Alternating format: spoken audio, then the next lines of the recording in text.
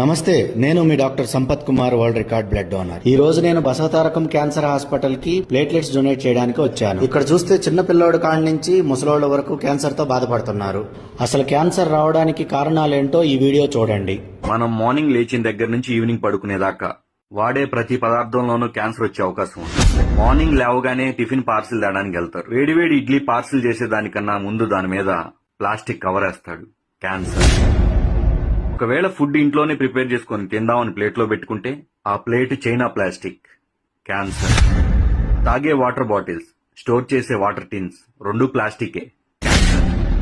సాయంత్రం పూట snacks Manchuria తింటారు, దాంట్లో ఒక ఫోర్క్ ఇస్తాడు, ప్లాస్టిక్. క్యాన్సర్. కారాలు, పచ్చళ్ళు, పోపులు ప్లాస్టిక్ డబ్బాలో నిల్వ చేస్తారు. క్యాన్సర్. స్నానం చేయడానికి ప్లాస్టిక్ బకెట్ లో హీటర్ పెడుతున్నారు, వాటరే కాదు ప్లాస్టిక్ బకెట్ కూడా హీట్ ఎక్కుతుంది. క్యాన్సర్. ఆరోగ్యానికి కొబ్బరి బొండా తాగుతారు, కానీ దాంట్లో ప్లాస్టిక్ స్ట్రా వాడతారు. తలనొప్పని టీ తాగుతారు, కానీ దాన్ని పార్సిల్ ప్లాస్టిక్ కవర్ లో చేస్తారు. పాల ప్యాకెట్స్, పెరుగు ప్యాకెట్స్, ఆఖరికి చిన్న పిల్లలు తాగే పాల డబ్బాతో సహా ప్లాస్టిక్. క్యాన్సర్. వీటన్నిటికన్నా మోస్ట్ డేంజరస్ మార్నింగ్ లేచిన దగ్గర నుంచి ఈవినింగ్ పడుకునేదాకా వాడే మొబైల్ ఫోన్స్. క్యాన్సర్.